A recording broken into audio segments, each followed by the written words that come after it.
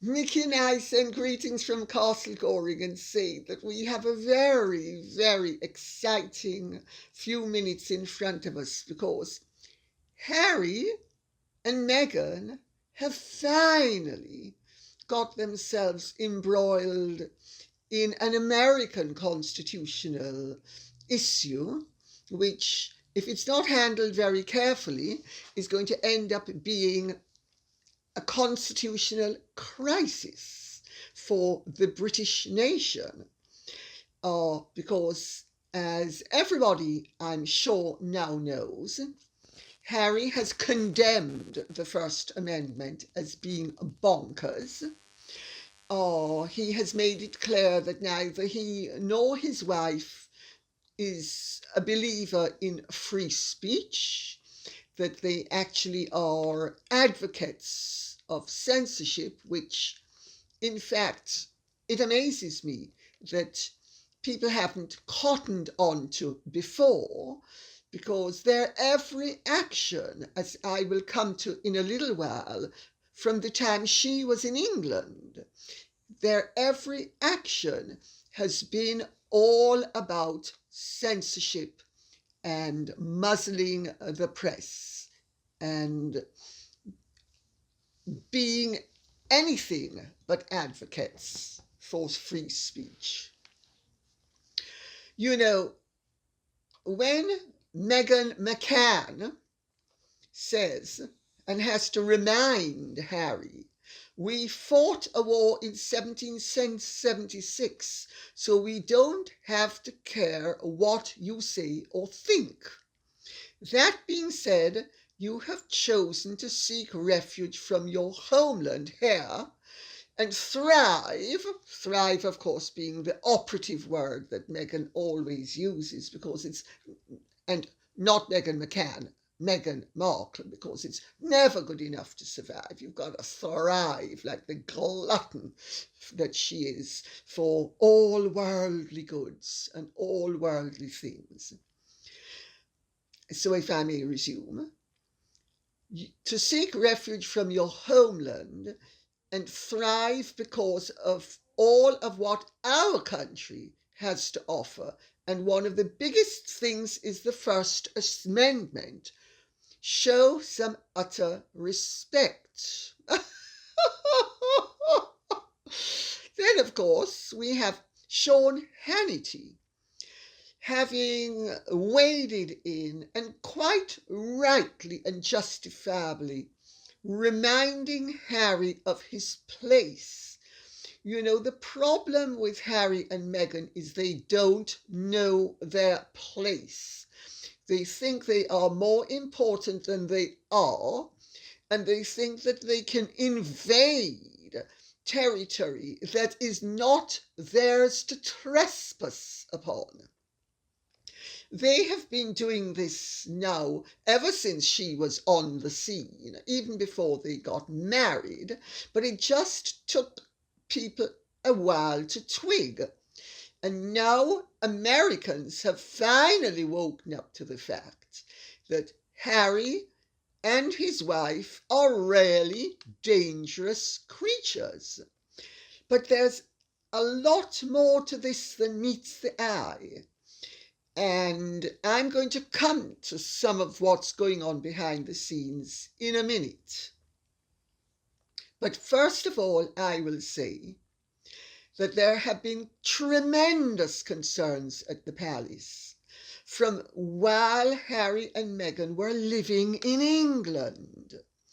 Because as I recounted in my book, Meghan and Harry, The Real Story, one of the reasons why Meghan and Harry fell out big time with the palace was that they tried to force the palace, that is, not only the courtiers, but his father, the Prince of Wales, and his grandmother, Queen Elizabeth II. So we're absolutely clear about who we're speaking about. I'm going to list all the parties involved. Harry and Meghan tried to muzzle the British press because they know that the British press have been suppressing an awful lot of truth about them. And they didn't want any criticism whatsoever. And the little bit of criticism they got was enough to freak both of them out. And Harry approached both his father and his grandmother, wanting her and him to intercede on behalf of Meghan, who needed to be protected. I mean, why she would need to be protected when, as Prince Charles rightly says, she's tungsten. And as he told someone else, when they asked what she was like, he said, oh, she's granite. She doesn't need protection. Everybody needs protection against her. But they decided that they were going to wage war on the British press and that they were going to muzzle the press. And they have been very effective in putting the frighters up the British press. And they have succeeded in some actions and failed in others. But the name of their game from the very outset has been write about me and say what I demand that you say. And if you refuse to do it, I am giving you no access. And Harry and Meghan changed the way the British monarchy functions in terms of the press by refusing to go along with the constitutional and practical protocols that have been in existence for much of the 20th century. This is really important for people to take on board.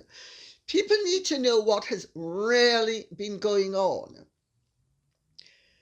Harry and Meghan, for instance, suspended the rota system. The rota system is a system that is a very good system. It protects both the royals and the press. And for those of you who don't know what the rota system is, I'm going to explain it to you.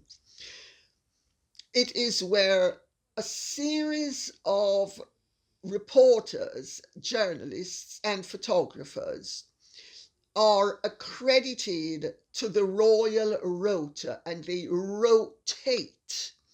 So one of them will follow the royals for some engagements and share the outcome of their investigations or what they have seen with the others. It has been a way of giving access to the press without causing bun fights and swamping.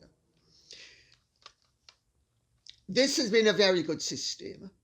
Well, it only works if the royals go along with it as well.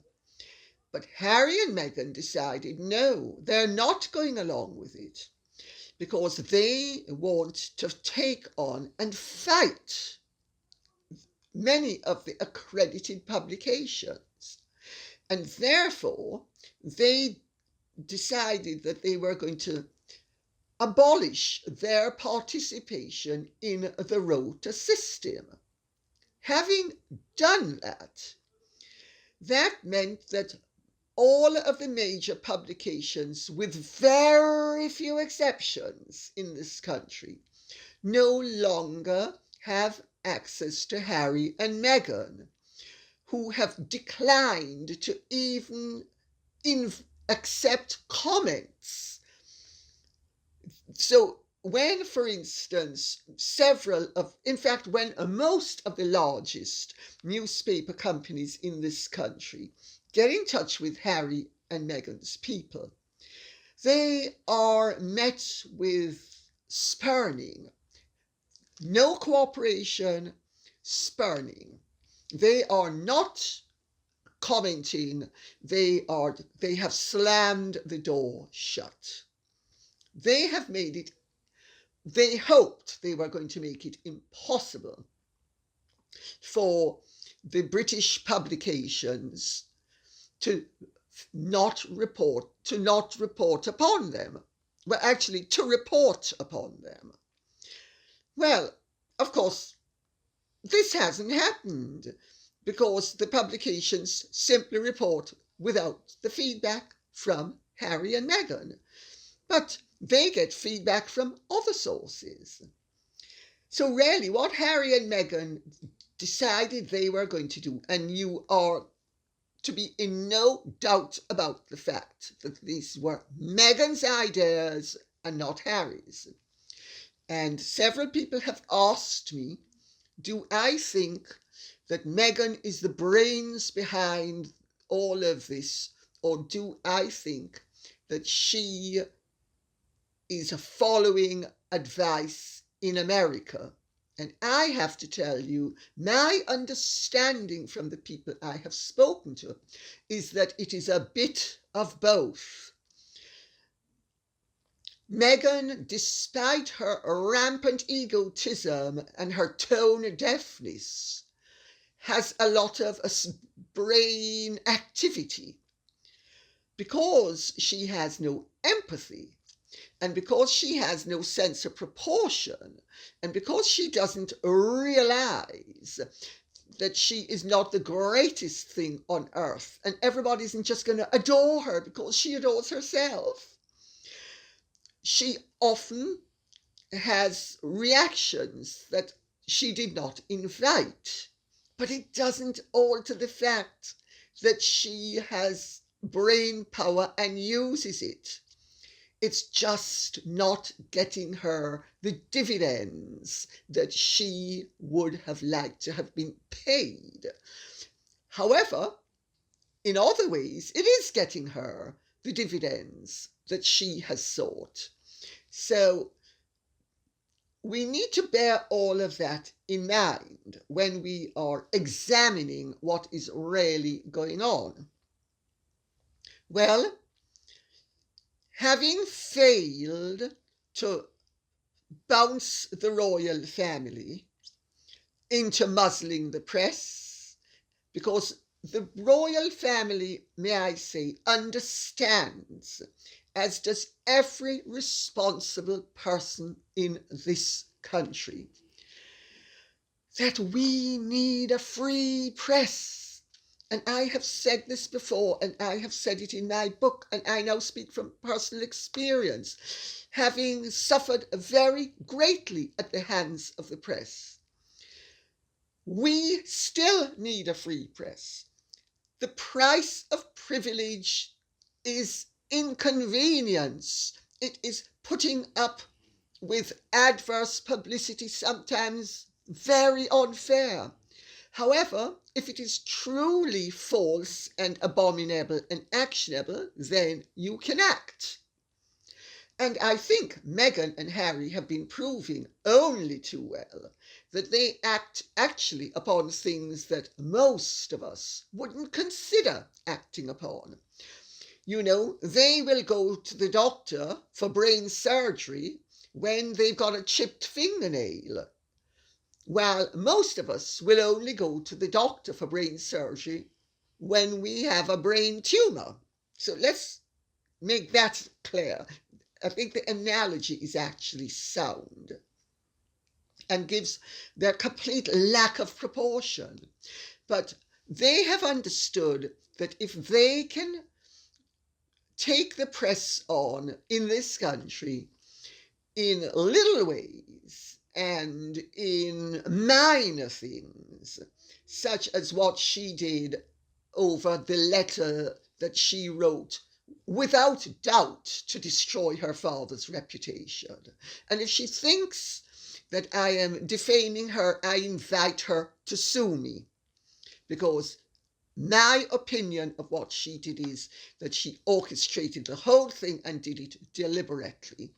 And she damn well knew what she was doing.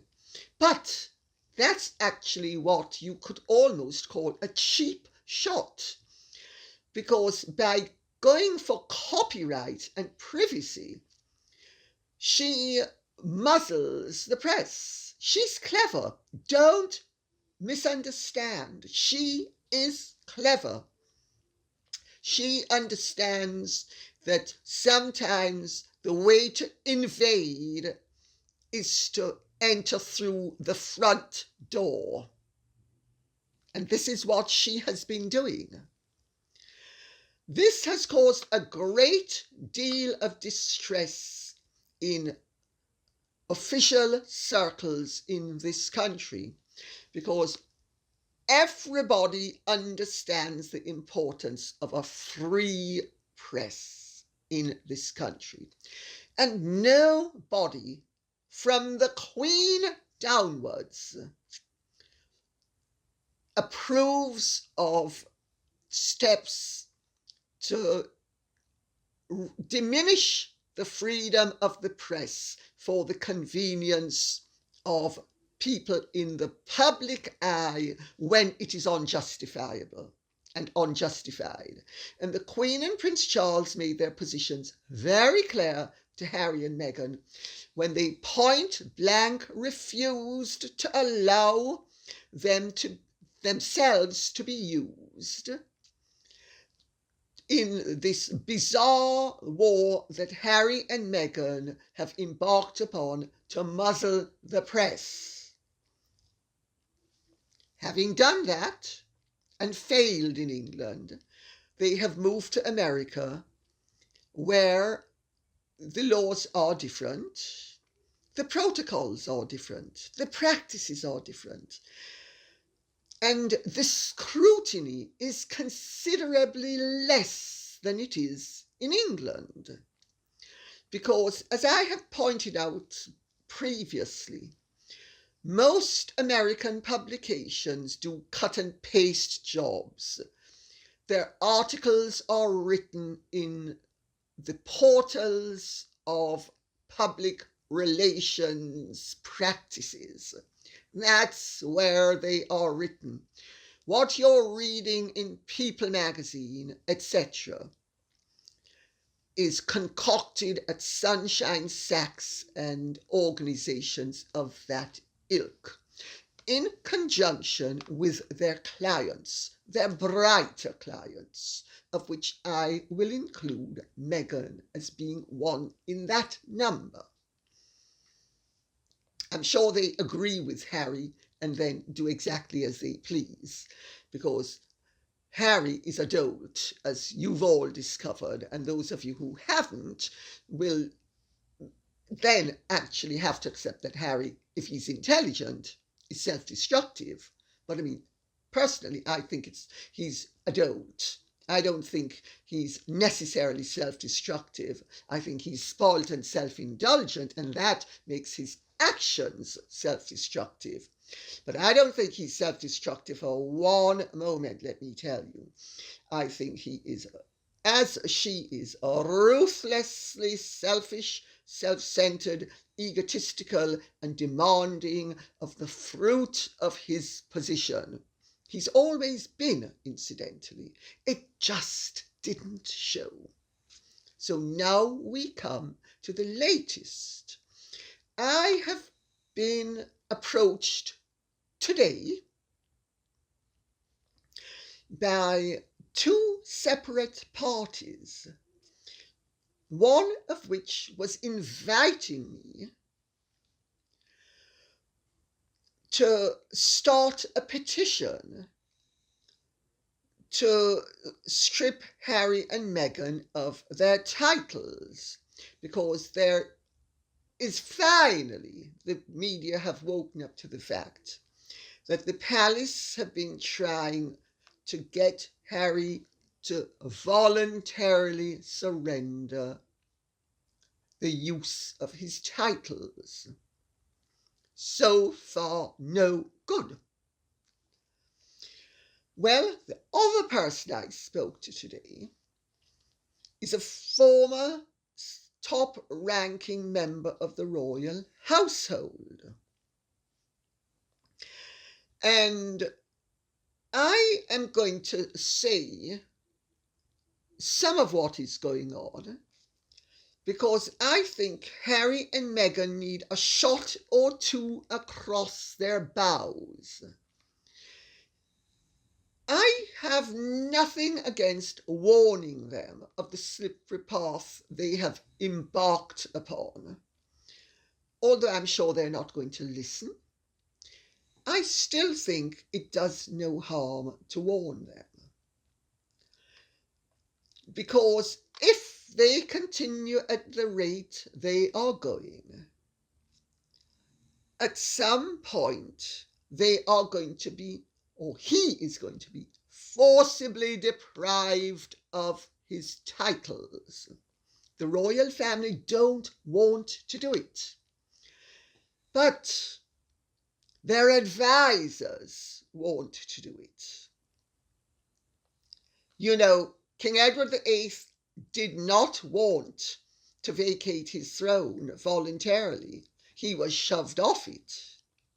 Queen Elizabeth II, in the early days of her reign, understood only too well that if she didn't play ball with her private secretary and all of the old fogies at the palace, who were quite determined to neutralise any effect that Prince Philip and they fared through Prince Philip, Lord Mountbatten, would have upon the institution of the monarchy, the Queen understood only too well that if she didn't play ball, she was going to be in big trouble. That's why it took her the better part of 7 to 8 years to actually ultimately effect the changes that she and the Duke of Edinburgh wanted to modernise the institution. People may not realise this, but you know, a great and ancient institution does not believe in a never-ending change. One of the things to have come out of Harry's rather ludicrous podcast with Dax Shepard, and I mean, it had its merits, but it also really was ultimately a study in farcicality. You know, two idiots setting themselves up as authorities on mental health when neither one even has mental health. And I didn't know that mental illness or mental ill health now qualified you to be an expert on mental health. I thought it qualified you to be an expert on the fact that you lack mental health and what you should be aiming to do to hopefully achieve mental health, but not that you're an expert on mental health.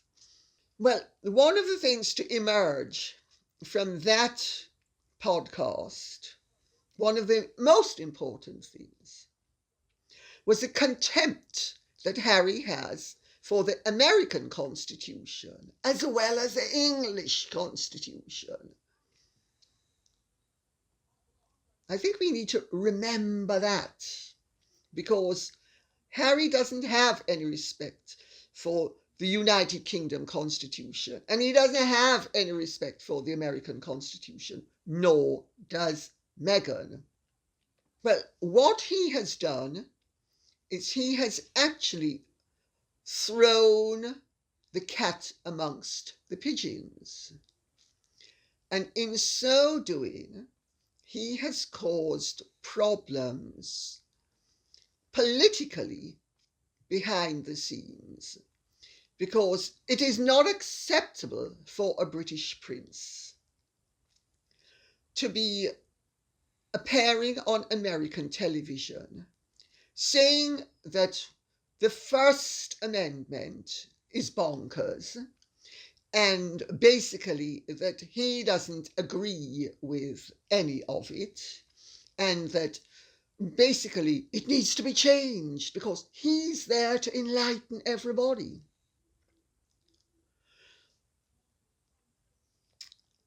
If Harry continues at the rate he's going, he will be forcibly deprived of his titles. Now, I'm going to tell you what everybody wants as the ideal. And I've touched upon this more than once in the past year, but now is a very appropriate time to, shall we say, hit the nail on the head. And I'm going to look at my notes.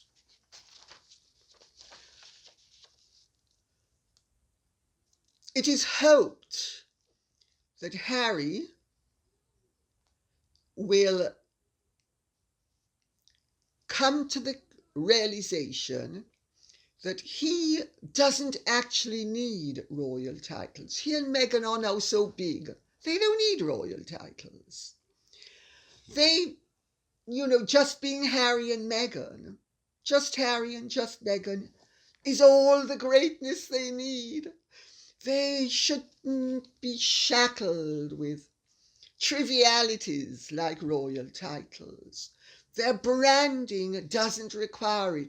They're too big. They really are too big. They don't need royalty. They don't need the panoply of royalty.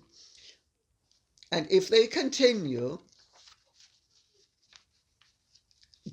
they are going to lose their titles, because the plan is to induce Harry to understand that the best way of he and his wife proceeding is that he voluntarily asks his grandmother to put his titles, rank and style in abeyance.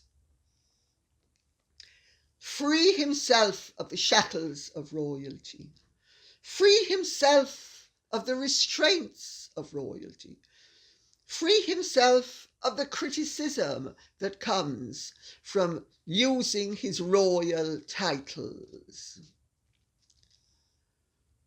There are mechanisms in place already where if he voluntarily requests of the sovereign that the sovereign put his titles in abeyance, that means they exist, but he doesn't use them. This is the way forward. This is the way forward for him to truly find freedom. He's too big to need little things like royal titles, I would respectfully submit. And she certainly is much too big to need to trade on being a duchess. I mean, what's a duchess compared to Meghan Markle? And what's a duke and a royal duke and even a royal highness compared to just Harry? I mean, just imagine the branding. Just imagine the admirers they're going to get. Just imagine the tremendous approbation they're going to get for having rid themselves of these anachronistic shackles. If he makes a request of the sovereign, all the sovereign needs to do is accede to the request. Once the sovereign accedes to the request, it is gazetted. Once it is gazetted, it has the force of law. Thereafter, they have the titles, they simply don't use them. They are in abeyance. And I'll tell you one of the benefits of this. And Harry, I think you should listen to this, because even people who wish you well, and I am one of them, believe it or not, understand that if Meghan Markle divorces you while you have the privilege of using the titles Duke, Prince, Earl and baron, as well as a style of Royal Highness. She will, in perpetuity, have the right to be Meghan, Duchess of Sussex. Think about it. Also, use it as proof of love. Say she loves you so much, and she loves you, not the position, not the rank, not the stars, not the titles, none of the privileges. As you yourself said, she said, there are better ways of living than being a princess. Well, living as plain old just Harry and Meghan Markle, also Mrs. Henry Mountbatten Windsor. What an opportunity! What an opportunity! Embrace it, I would recommend. Embrace it before it embraces you. Well, this may be serious, but Mickey understands it's so serious that I need some support, and so she's come to join us. This actually is so serious because Harry and Meghan have mounted attacks upon both the British and now the American constitutions. And, you know, in the process of a long and at times extremely difficult life, I have learned one or two ways of having good prevail and having constructiveness succeed where destructiveness threatens the well-being of oneself and of others. And I would recommend that everybody who is listening, if they care about freedom of speech and about the liberties that we in the United Kingdom and in the United States take for granted, and if those of you all over the world who admire and or respect and or sympathize with the British monarchy and the role of the royal family, and I would say that they actually do a very great deal of unsung good. So I would implore each and every one of you who cares to show that you care in a constructive way. Very simply, at the end of this video, I am going to post something which is a petition that I would ask all of you who care to sign.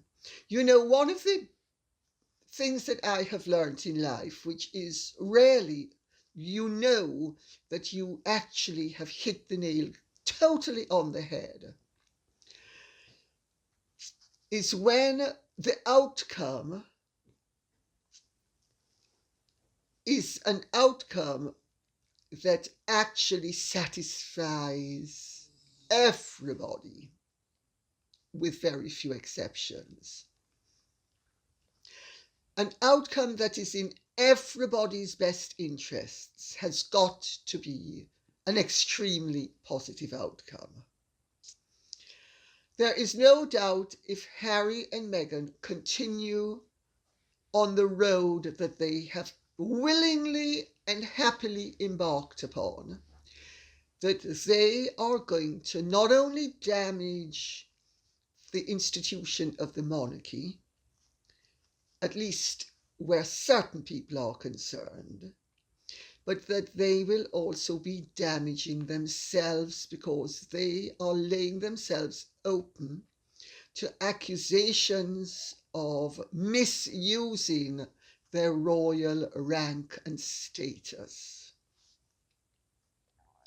I think all of Harry's supporters and all of Meghan's supporters and all of the royal family's supporters can actually come together and invite Harry to voluntarily have his titles put in abeyance. It frees him, it gives him the liberty to be as anti the British and American constitutions as he and his wife please. It doesn't hamper her politically. In fact, it enhances her politically. Because, I mean, really, President Meghan, Duchess of Sussex, doesn't have the same ring as President Meghan Markle, or, if she decides not to be a feminist and traditional, President Meghan Mountbatten Windsor, to those of you who think she has a chance, and to those of you who think she doesn't. She is freed of the shackles, and so is he. Normally, petitions can be two-edged swords. They can set dangerous precedents that can be then misused by others. However, one lesson I've learned in life is when people threaten you, use the tools that they use. Boomerang them back. Harry and Meghan have embarked upon the misuse of the press by using the media to promote themselves and at the same time advance the cause of censorship and lack of freedom of speech. They are using the media. So I am now inviting all of you to use the media as well and to use your voice. She's always going on about a voice. You have a voice too. Use it. I have considered very carefully, and I do not think it is going to set a dangerous precedent for people all over the world, hopefully, to petition Harry to invite him to free himself of his titles and of his royal status by acquiescing to the voluntary suspension of them, because that's really what we're speaking about. It doesn't set a dangerous precedent for any unpopular royal, because we are not forcing Harry to give up his titles. We are appealing to him to give up his titles. And if enough people do it, he will see the wisdom of it. He will also see the branding possibilities of it. If he doesn't, Meghan and Sunshine Sachs certainly will. Otherwise, we are in for more of the same. And while I personally actually think that Harry and Meghan's behaviour is so regrettable that they have most likely already shot themselves in the foot, and that they have already done themselves such irretrievable harm, that I really do not think that their ambitions are really ever going to be realised. Having said that, this helps them. And I think if you can help somebody who needs help, even if it's an adversary, help them. So I would invite everybody, especially in the United States of America, to jump on the bandwagon Take a leaf out of Harry and Meghan's book. They're always jumping on bandwagons. Well, you're jumping on a bandwagon to assure the preservation of our civil liberties by asking Harry to voluntarily surrender the use of his titles. And let's see if he does. And let's see if Meghan allows him to. Because, of course, if they don't, I personally think that not only are they going to show themselves up for even greater hypocrites than they have already shown themselves as being, but that will be a tactical error. Because down the line, as I pointed out in my book, if they fall foul of the system the way the Infanta Cristina and her husband, the Duke of Palma de Mallorca, fell foul of the Spanish system, they might well suffer the same fate as the Duke of Palma de Mallorca, whose fate has been ignominious, and the Infanta Cristina's hasn't been much better.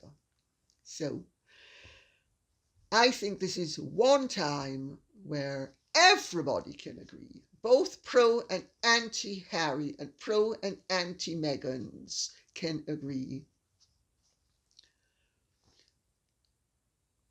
Invite him to do the right thing. Invite him to free himself of the shackles of royalty.